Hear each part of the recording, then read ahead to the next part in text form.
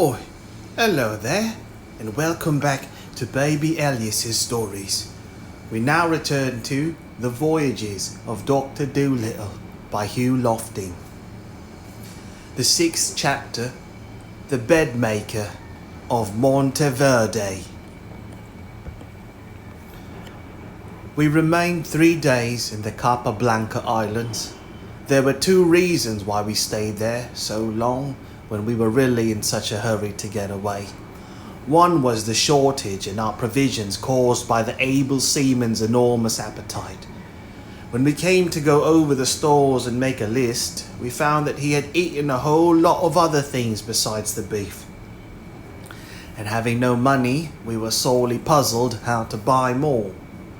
The doctor went through his trunk to see if there was anything he could sell, but the only thing he could find was an old watch with the hands broken and the back dented in. And we decided this would not bring us in enough money to buy much more than a pound of tea. Bumpo suggested that he sing comic songs in the streets, which he had learned in Jolliginki, but the doctor said he did not think that the islanders would care for African music. The other thing that kept us was the bullfight.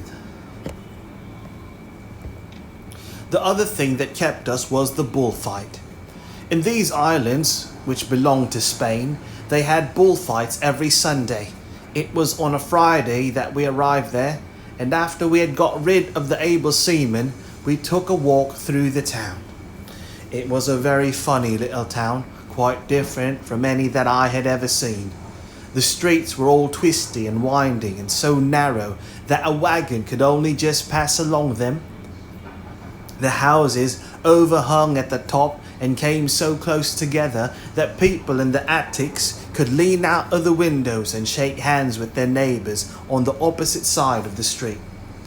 The doctor told us the town was very, very old. It was called Monteverde. As we had no money, of course, we did not go to a hotel or anything like that. But on the second evening, when we were passing by a bed maker's shop, we noticed several beds, which the man had made, standing on the pavement outside. The doctor started chatting in Spanish to the bed maker, who was sitting at his door, whistling to a parrot in a cage. The doctor and the bed maker got very friendly, talking about birds and things, and as it grew near to supper time, the man asked us to stop and sup with him. This, of course, we were very glad to do, and after the meal was over, very nice dishes they were, mostly cooked in olive oil. I particularly liked the fried bananas. We sat outside on the pavement again and went on talking far into the night. At last, when we got up to go back to our ship, the very nice shopkeeper wouldn't hear of our going away on any account. He said the streets down by the harbour were very badly lighted and there was no moon. We would surely get lost. He invited us to spend the night with him and go back to our ship in the morning. Well, we finally agreed, and as our good friend had no spare bedrooms, the 3 of us, the doctor, Bumpo and I, slept on the bed set out for sale on the pavement before the shop. The night was so hot we needed no coverings. It was great fun to fall asleep out of doors like this, watching the people walk to and fro and the gay life of the streets. It seemed to me that Spanish people never went to bed at all. Late as it was, all the little restaurants and cafes around us were wide open, with customers drinking coffee and chatting merrily at the small tables outside. The sound of a guitar strumming softly in the distance mingled with the clatter of chinaware and the babble of voices. Somehow it made me think of my mother and father far away in Puddleby with their regular habits, the evening practice on the flute and the rest, doing the same thing every day. I felt sort of sorry for them in a way, because they missed the fun of this travelling life, where we were doing something new all the time, even sleeping differently. but I suppose if they had been invited to go to bed on a pavement in front of a shop, they wouldn't have cared for the idea at all. It is funny how some people are. The 7th chapter, The Doctor's Wager. Next morning, we were awakened by a great racket. There was a procession coming down the street. A number of men in very gay clothes, followed by a large crowd of admiring ladies and cheering children. I asked the doctor who they were. "They are the bullfighters," he said. "There is to be a bullfight tomorrow." "What is a bullfight?" I asked. To my great surprise, the doctor got red in the face with anger. It reminded me of the time when he had spoken of the lions and tigers in his private zoo. "A bullfight is stupid, cruel, disgusting business," said he. "These Spanish people are most lovable and hospitable folk. How they can enjoy these wretched bullfights is a thing I could never understand." Then the doctor went on to explain to me how a bull was first made very angry by teasing, and then allowed to run into a circus where men came out with red cloaks, waved them at him and ran away. Next, the bull was allowed to tire himself out by tossing and killing a lot of poor old broken down horses who couldn't defend themselves.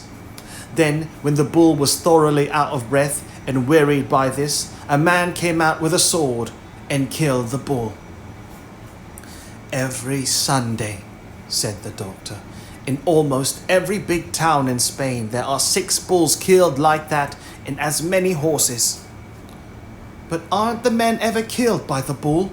I asked. "Unfortunately, very seldom," said he. "A bull is not nearly as dangerous as he looks, even when he is angry. If you are only quick on your feet and don't lose your head, these bullfighters are very clever and nimble. And the people, especially the Spanish ladies, think no end of them. A famous bullfighter, or matador as they call them, is a more important man in Spain than a king. Here comes another crowd of them round the corner. Look, see the girls throwing kisses to them. Ridiculous business." At that moment, our friend the bed maker came out to see the procession go past, and while he was wishing us good morning and inquiring how we had slept, a friend of his walked up and joined us. The bed maker introduced this friend to us as Don Enrique Cardenas. Don Enrique, when he heard where we were from, spoke to us in English. He appeared to be well-educated, gentlemanly sort of person.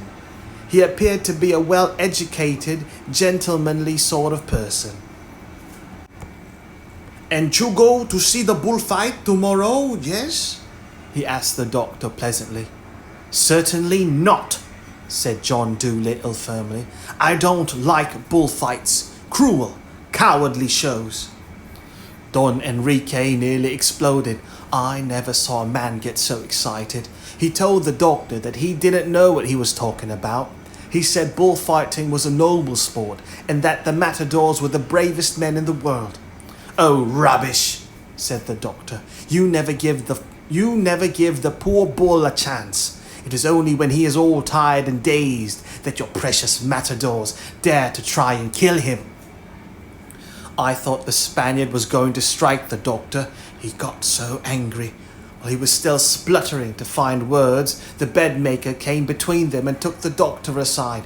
He explained to John Dolittle in a whisper that this Don Enrique Cardenas was a very important person, that it was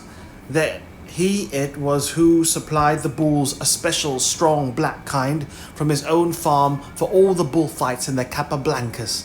He was a very rich man, the bedmaker said, a most important personage. He mustn't be allowed to take offense on any account. I watched the doctor's face as the bedmaker finished, and I saw a flash of boyish mischief come into his eyes as though an idea had struck him. He turned to the angry Spaniard. "Don Enrique," he said, "you tell me your bullfighters are very brave men and skillful. It seems I have offended you by saying that bullfighting is a poor sport. What is the name of the best matador you have for tomorrow's show? Pepito de Malaga. Pepito de Malaga, said Don Enrique. One of the greatest names, of the bravest men in all Spain. Very well, said the doctor. I have a proposal to make you. I have a proposal to make to you. I have never fought a bull in my life. Now supposing I were to go into the ring tomorrow with Pepito de Malaga and any other matadors you choose, and if I can do more tricks with a bull than they can, would you promise to do something for me? Don Enrique threw back his head and laughed. Man, he said, you must be mad. You would be killed at once. One has to be trained for years to become a proper bullfighter. Supposing I were willing to take the risk of that, you're not afraid, I take it, to accept my offer? The Spaniard frowned. Afraid? He cried. Sir, if you can beat Pepito de Malaga in the bull ring, I'll promise you anything it is possible for me to grant. Very good, said the doctor. Now I understand that you are quite a powerful man in these islands. If you wish to stop all bullfighting here after tomorrow, you could do it, couldn't you? Yes, said Don Enrique proudly. I could. Well, that is what I ask of you.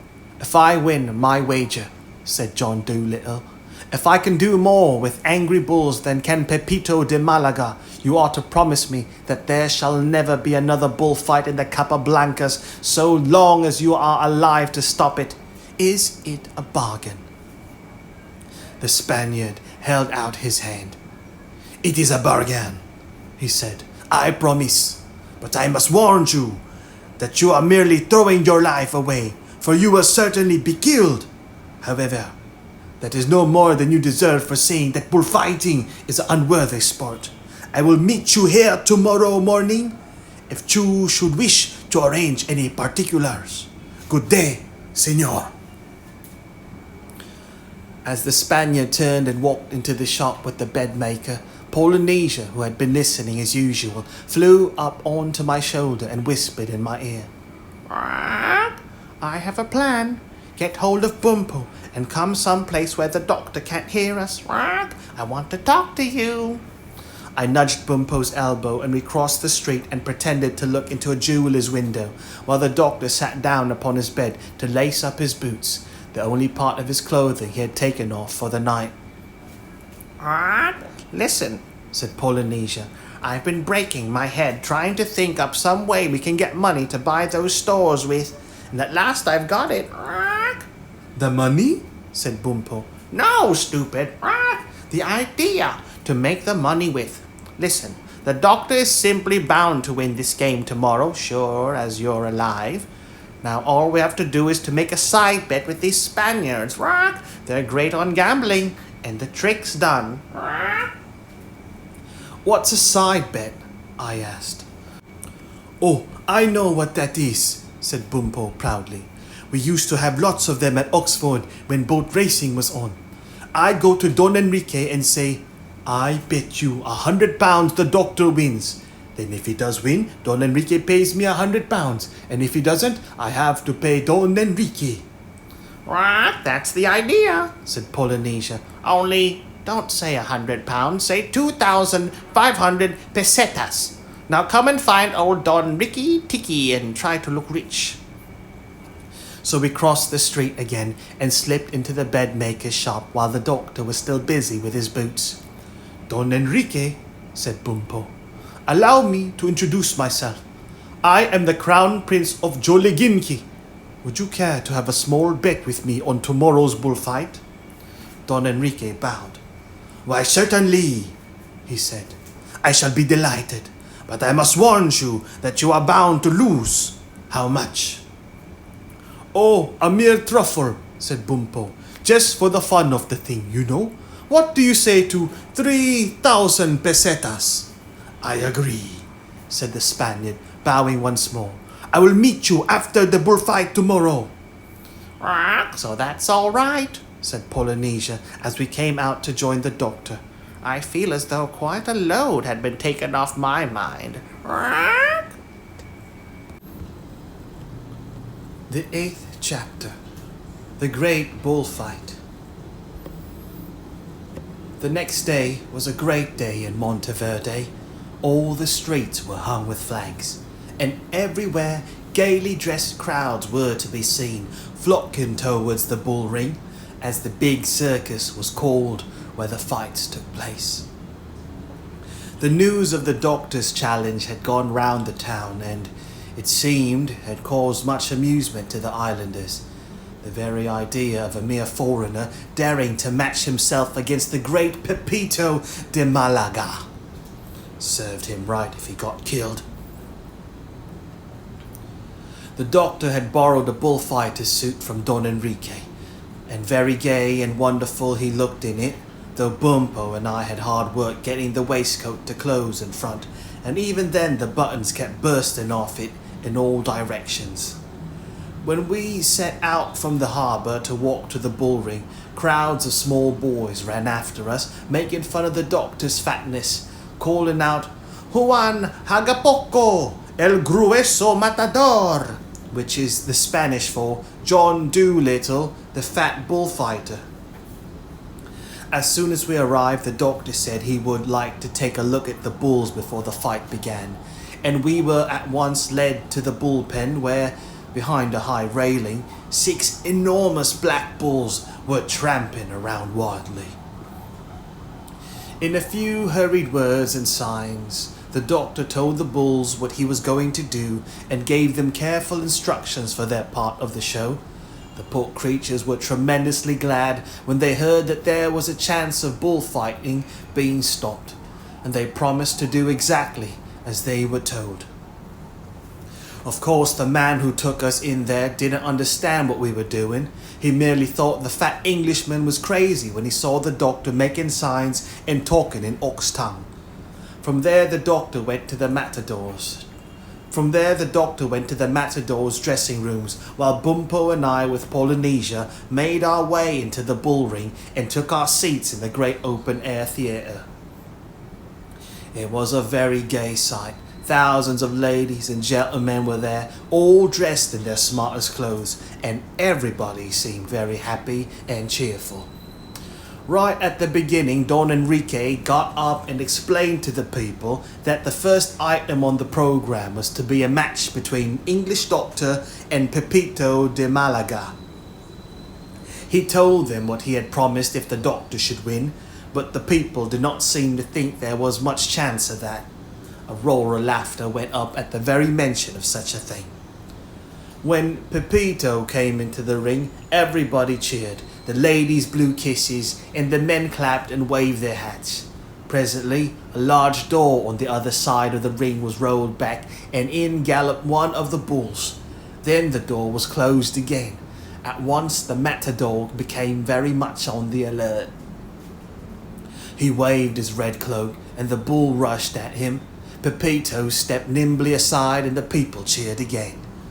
This game was repeated several times, but I noticed that whenever Pepito got into a tight place and seemed to be in real danger from the bull, an assistant of his, who always hung around somewhere near, drew the bull's attention upon himself by waving another red cloak. Then the bull would chase the assistant, and Pepito was left in safety. Most often, as soon as he had drawn the bull off, this assistant ran for the high fence and vaulted out of the ring to save himself. They evidently had it all arranged, these matadors, and it didn't seem to me that they were in any very great danger from the poor clumsy bull so long as they didn't slip and fall. After about 10 minutes of this kind of thing, the small door into the matador's dressing room opened, and the doctor strolled into the ring. As soon as his fat figure, dressed in sky blue velvet, appeared, the crowd rocked in their seats with laughter. Juan Hagapoco, as they called him, walked out into the center of the ring and bowed ceremoniously to the ladies in the boxes. Then he bowed to the bull. Then he bowed to Pepito. While he was bowing to Pepito's assistant, the bull started to rush at him from behind. Look out! Look out! The bull! You will be killed! Yelled the crowd. But the doctor calmly finished his bow. Then turning round, he folded his arms, fixed the on-rushing bull with his eye, and frowned a terrible frown. Presently, a curious thing happened. The bull's speed got slower and slower. It almost looked as though he were afraid of that frown. Soon he stopped altogether. The doctor shook his finger at him. He began to tremble. At last, tucking his tail between his legs, the bull turned round and ran away. The crowd gasped. The doctor ran after him. Round and round the ring they went, both of them puffing and blowing like grampooses. Excited whispers began to break out among the people. This was something new in bullfighting, to have the bull running away from the man instead of the man running away from the bull. At last, in the 10th lap, with a final burst of speed, Juan Hagapuco, the English matador, caught the poor bull by the tail. Then leading the new timid creature into the middle of the ring, the doctor made him do all manner of tricks, standing on the hind legs, standing on the front legs, dancing, hopping, rolling over. He finished up by making the bull kneel down. Then he got onto his back and did handsprings and other acrobatics on the beast's horns. Pepito and his assistant had their noses sadly out of joint. The crowd had forgotten them entirely. They were standing together by the fence not far from where I sat, muttering to one another and slowly growing green with jealousy. Finally, the doctor turned towards Don Enrique's seat and, bowing, said in a loud voice, "This bull is no good anymore. He's terrified and out of breath. Take him away, please." Does the caballero wish for a fresh bull? Asked Don Enrique. "No," said the doctor. "I want 5 fresh bulls, and I would like them all in the ring at once, please." At this, a cry of horror burst from the people. They had been used to seeing matadors escaping from one bull at a time, but 5! That must mean certain death. Pepito sprang forward and called to Don Enrique not to allow it, saying it was against all the rules of bullfighting. "Ha!" Polynesia chuckled into my ear. "It's like the doctor's navigation. He breaks all the rules, but he gets there. If they'll only let him, he'll give them the best show for their money they ever saw." A great argument began. Half the people seemed to be on Pepito's side and half on the doctor's side. At last the doctor turned to Pepito and made another very grand bow, which burst the last button off his waistcoat. "Well, of course, if the caballero is afraid," he began with a bland smile. Afraid? Screamed Pepito. I am afraid of nothing on earth. I am the greatest matador in Spain. With this right hand I have killed 957 bulls. "All right then," said the doctor. "Let us see if you can kill 5 more. Let the bulls in," he shouted. "Pepito de Malaga is not afraid." A dreadful silence hung over the great theatre as the heavy door into the bullpen was rolled back. Then with a roar the 5 big bulls bounded into the ring. "Look fierce," I heard the doctor call to them in cattle language. "Don't scatter. Keep close. Get ready for a rush. Take Pepito, the one in purple first, but for heaven's sake don't kill him. Just chase him out of the ring. Now then, all together, go for him." The bulls put down their heads and all in line like a squadron of cavalry charged across the ring straight for poor Pepito. For one moment, the Spaniard tried his hardest to look brave, but the sight of the 5 pairs of horns coming at him at full gallop was too much.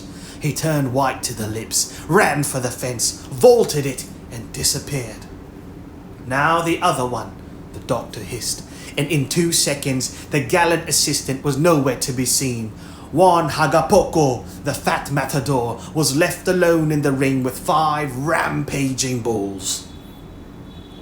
The rest of the show was really well worth seeing. First, all 5 bulls went raging round the ring, butting at the fence with their horns, pawing up the sand, hunting for something to kill. Then each one in turn would pretend to catch sight of the doctor for the first time, and giving a bellow of rage would lower his wicked-looking horns and shoot like an arrow across the ring, as though he meant to toss him to the sky. It was really frightfully exciting, and even I who knew it was all arranged beforehand, held my breath in terror for the doctor's life when I saw how near they came to striking him. But just at the last moment, when the horn's points were 2 inches from the sky blue waistcoat, the doctor would spring nimbly to one side, and the great brutes would go thundering harmlessly by him, missing him by no more than a hair. Then all 5 of them went for him together, completely surrounding him, slashing at him with their horns and bellowing with fury. How he escaped alive, I don't know. For several minutes, his round figure could hardly be seen at all in that scrimmage of tossing heads, stamping hoofs, and waving tails. It was, as Polynesia had prophesied, the greatest bullfight ever seen.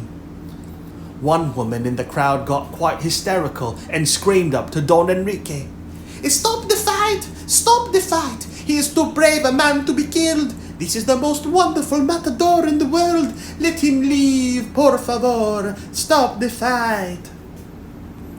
But presently the doctor was seen to break loose from the mob of animals that surrounded him. Then, catching each of them by the horns, one after another, he would give their heads a sudden twist and throw them down flat on the sand. The great fellows acted their parts extremely well. I have never seen trained animals in a circus do better. They lay there panting on the ground where the doctor threw them as if they were exhausted and completely beaten. Then, with a final bow to the ladies, John Dolittle took a cigar from his pocket, lit it, and strolled out of the ring. The 9th chapter. We depart in a hurry.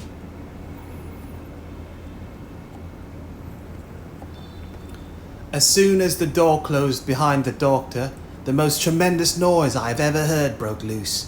Some of the men appeared to be angry, friends of Pepito's, I suppose, but the ladies called and called to have the doctor come back into the ring. When at length he did so, the women seemed to go entirely mad over him. They blew kisses to him, they called him a darling. Then they started taking off their flowers, their rings, their necklaces, and their brooches, and threw them down at his feet. You never saw anything like it, a perfect shower of jewellery and roses. But the doctor just smiled up at them, bowed once more, and backed out. "Now, Bumpo," said Polynesia, "this is where you go down and gather up all those trinkets, and we'll sell 'em. That's what the big matadors do. Leave the jewellery on the ground and the assistants collect it for them. We might as well lay in a good supply of money while we've got the chance. You never know when you may need it when you're travelling with the doctor. Never mind the roses, you can leave them. But don't leave any rings. And when you've finished, go and get your 3,000 pesetas out of Don Ricky Tiki. Tommy and I will meet you outside, and we'll pawn the gewgaws at that Jew shop outside the bed makers. At the Jew shop opposite the bed makers. Run along, and not a word to the doctor, remember?" Outside the bull ring, we found the crowd still in a great state of excitement. Violent arguments were going on everywhere. Bumpo joined us with his pockets bulging in all directions, and we made our way slowly through the dense crowd to that side of the building where the matador's dressing room was. The doctor was waiting at the door for us. "Good work, Doctor," said Polynesia, flying on to his shoulder. "Great work. But listen, I smell danger. I think you had better get back to the ship now as quick and as quietly as you can. Put your overcoat on over that giddy suit. I don't like the looks of this crowd. More than half of them are furious because you won. Don Ricky Tiki must now stop the bullfighting, and you know how they love it. What I'm afraid of is that some of these matadors who are just mad with jealousy may start some dirty work. I think this would be a good time for us to get away." "I dare say you're right, Polynesia," said the doctor. "You usually are. The crowd does seem to be a bit restless.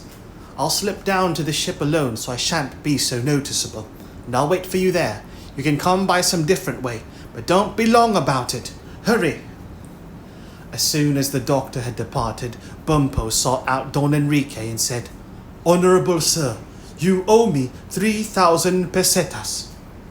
Without a word, but looking cross-eyed with annoyance, Don Enrique paid his debt, paid his bet. We next set out to buy the provisions, and on the way we hired a cab and took it along with us. Not very far we found a big grocer's shop which seemed to sell everything to eat. We went in and bought up the finest lot of food you ever saw in your life. As a matter of fact, Polynesia had been right about the danger we were in.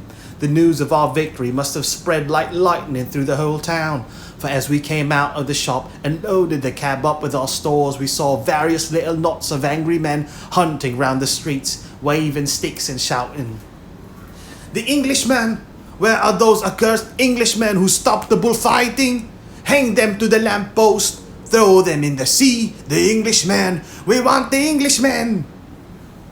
After that, we didn't waste any time. You may be sure Bumpo grabbed the Spanish cab driver and explained to him in signs that if he didn't drive down to the harbour as fast as he knew how and keep his mouth shut the whole way, he would choke the life out of him. Then we jumped into the cab on top of the food, slammed the door, pulled down the blinds, and away we went. "What? We won't get a chance to pawn the jewellery now," said Polynesia as we bumped over the cobbly streets. "But never mind, it may come in handy later on. And anyway, we've got 2,500 pesetas left out of the bet. Don't give the cabbie more than 2 pesetas 50, Bumpo. That's the right fare. I know. Well, we reached the harbour all right, and we were mighty glad to find that the doctor had sent Chi-Chi back with the rowboat to wait for us at the landing wall. Unfortunately, while we were in the middle of loading the supplies from the cab into the boat, the angry mob arrived upon the wharf and made a rush for us. Bumpo snatched up a big beam of wood that lay near and swung it round and round his head, letting out dreadful African battle yells the while. This kept the crowd off while Chi-Chi and I hustled the last of the stores into the boat and clambered in ourselves. Bumpo threw his beam of wood into the thick of the Spaniards and leapt in after us. Then we pushed off and rowed like mad for the Curlew. The mob upon the wall howled with rage, shook their fists, and hurled stones and all manner of things after us. Poor old Bumpo got hit on the head with a bottle, but as he had a very strong head, it only raised a small bump while the bottle smashed into 1,000 pieces. When we reached the ship's side, the doctor had the anchor drawn up and the sails set and everything in readiness to get away. Looking back, we saw boats coming out from the harbour wall after us, filled with angry, shouting men, so we didn't bother to unload our rowboat, but just tied it onto the ship's stern with a rope and jumped aboard. It only took a moment more to swing the Curlew round into the wind, and soon we were speeding out of the harbour on our way to Brazil. "Ha!" sighed Polynesia as we all flopped down on the deck to take a rest and get our breath. "That wasn't a bad adventure. Quite reminds me of my old seafaring days when I sailed with the smugglers. Golly, that was the life. Never mind your head, Bumpo. It will be all right when the doctor puts a little arnica on it. Think what we got out of the scrap. A boatload of ship stores, pockets full of jewelry, and thousands of pesetas. Not bad, you know. Not bad.